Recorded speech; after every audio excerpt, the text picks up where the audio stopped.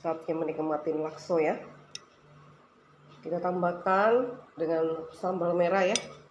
Kita aduk ya, seperti ini.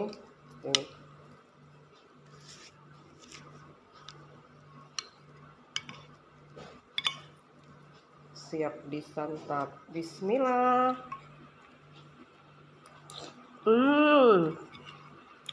Lemak nian. Kangen lakso wong Palembang? Nggak perlu ribet lagi. Ada tepung dan bumbu siap sajinya. Praktis sekali. Cara membuat kuahnya, didihkan santan, masukkan bumbu, masak sampai matang. Lalu siramkan di atas lakso.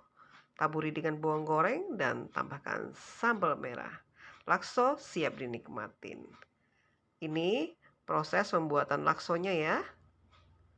Seperti ini. Dan ini hasilnya.